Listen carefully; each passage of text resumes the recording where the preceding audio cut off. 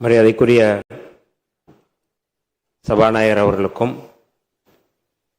மாண்புமிகு முதல்வர் அவர்களுக்கும் எதிர்க்கட்சி தலைவர் அவர்களுக்கும் இங்கே பதவியேற்றிருக்கின்ற பொறுப்பேற்றிருக்கின்ற மரியாதைக்குரிய மாண்புமிகு அமைச்சர் பெருமக்களுக்கும் சட்டமன்ற உறுப்பினர்களுக்கும் விடுதலை சிறுத்தைகளின் சார்பில் முதலில் என்னுடைய வணக்கங்களை தெரிவித்துக் கொள்கின்றேன்.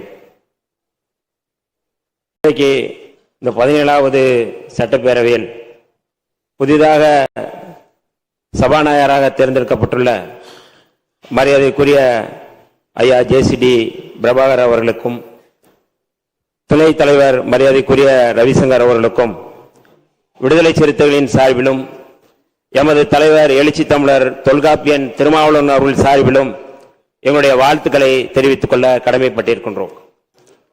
இந்த அவையிலே புரட்சியாளர் அம்பேத்கர் அவர்கள் சொன்ன செய்தியோடு நான் ஆரம்பிக்க விரும்புகின்றேன். சமூக ஜனநாயகம், அரசியல் ஜனநாயகம் வலிமை பெற்று செழுமை பெற வேண்டுமானால் பெரும்பான்மைவாதத்தை விட சிறுபான்மை மக்களுடைய குரல் வலிமை பெற வேண்டும், செழுமை பெற வேண்டும் என்று புரட்சியாளர் அம்பேத்கர் அவர்கள் சொன்னார்கள். அந்த அடிப்படையில் இந்த அவையில் ஆளும் கட்சியினுடைய குரலை விட மக்களுடைய உணர்வுகளை பிரதிபலிக்கக்கூடிய எதிர்க்கட்சிகளுடைய குரல் இங்கே வலிமை பெற வேண்டும் என்று அதில் இருக்கிற நியாயங்களை, அதில் இருக்கிற உணர்வுகளை புரிந்து இந்த அவை நடக்க வேண்டும், அவைத்தலைவர் நடக்க வேண்டும் என்று நான் தாழ்மையோடு கேட்டுக்கொள்கின்றேன். அதே போல இதே கருத்தோடு ஐயன் திருவள்ளுவன் அவர்கள் சொன்னதைப் போல வேண்டுதல் வேண்டாமை இளநடை சேர்ந்தாருக்கு யாண்டும் இடும்பை இல என்று வள்ளுவ பெருமனார் சொன்னார்கள். அந்த அடிப்படையில் மரியாதைக்குரிய அவைத்தலைவர் அவர்கள் வேண்டுதல் வேண்டாமை இல்லாமல் எங்களை போன்ற இரு உறுப்பினர்கள் நாங்கள் விடுதலை சிறுத்தைகள் சார்பில் வந்திருக்கின்றோம். எங்களுடைய குரல் என்பது தமிழ்நாட்டுடைய குரல், விடுதலை சிறுத்தைகளுடைய குரல் என்பது தமிழ்நாட்டு உணர்வுடைய குரல், விடுதலை சிறுத்தைகளுடைய குரல் என்பது தேசிய இனத்தினுடைய குரல். அந்த குரல் இந்த அவையிலே பழுதுபடாமல் மறுக்கப்படாமல் எழுப்பப்பட வேண்டும் என்று நான் தாழ்மையோடு கேட்டுக்கொள்கிறேன். இன்றைக்கு மிக முக்கியமாக மாண்புமிகு முதல்வர் அவர்கள் காலையிலே மிக முக்கியமான ஒரு அறிவிப்பை அறிவித்திருந்தார்கள். வழிபாட்டு இடங்கள், பள்ளி வளாகங்கள், அதே போல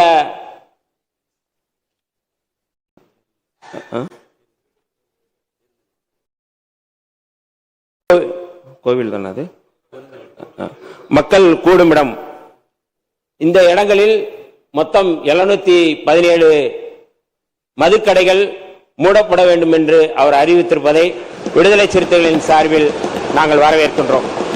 அதேபோல தமிழ்நாட்டில் மிக முக்கியமாக ஒரு நாகரிகமான அரசியலை முன்னெடுத்திருக்கின்ற மாண்புமிகு முதல்வர் அவர்கள் நேற்றைக்கு முன்னாள் முதலமைச்சரை சந்தித்தது, இது ஒரு எதிரும் புதிருமாக இல்லாமல் தமிழ்நாட்டை வலிமைப்படுத்தக்கூடிய, இன்றைக்கு சனாதன அரசியலை முன்னெடுக்கக்கூடிய ஒன்றிய பாஜக அரசுக்கு எதிரான ஒரு குரலை, முன்னெடுப்பை, ஒரு அரசியலை இந்த அவை தலைவர் அவர்கள் முன்னெடுக்க வேண்டும். இங்கே இருக்கின்ற அத்தனை உறுப்பினர்களும் நாங்கள் அத்தனை பேரும் ஒருங்கிணைந்து இங்கே ஒத்துழைப்பு கொடுப்போம் என்று சொல்லி இந்த அவை சிறப்பாக நடக்க வேண்டும்.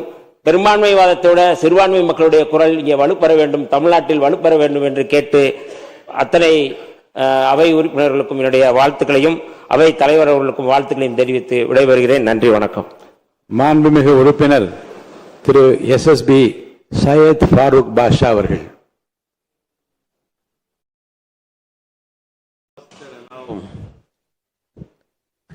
வாசித்த நாம் வணங்குவதற்கு தலையும் சிந்திக்க மூளை படைத்த வல்ல இறைவனுக்கே புழையனுத்து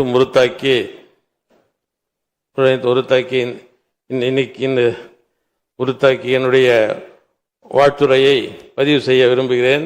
வரலாற்று சிறப்பை மிக்க இந்த அவையில் என்னை அமர வைத்து அழகு பார்க்கும் வாணியம்பாடி சட்டப்பேரவை அன்பு வாக்காளர் பெருமக்களுக்கும் என்னுடைய அரசியல் ஆசான் ஐயா பேராசிரியர் பெருந்தகை KM காதர்மொயின் சாஹிப் அவர்களுக்கும் மதசார்பற்ற முற்போக்கு கூட்டணி தலைவர்களுக்கும் தொண்டர்களுக்கும் எனது இதயம் கலந்த நன்றியை தெரிவித்துக் கொள்கின்றேன். பேரவைத் தலைவர் தேர்வு ஒரு மனதோடு இச்சபையின் நாயகரை தேர்வு செய்த மாண்புமிகு தமிழக முதலமைச்சர் அவர்களுக்கும் மாண்புமிகு தமிழக எதிர்க்கட்சி தலைவர் அவர்களுக்கும் நன்றியையும் வாழ்த்துக்களையும் இந்தியன் யூனியன் முஸ்லீம் லீக் சார்பாக தெரிவித்துக் கொள்கிறேன், தெரிவித்து அமர்கிறேன். நன்றி, வணக்கம். அடுத்தது யாரு? சார்,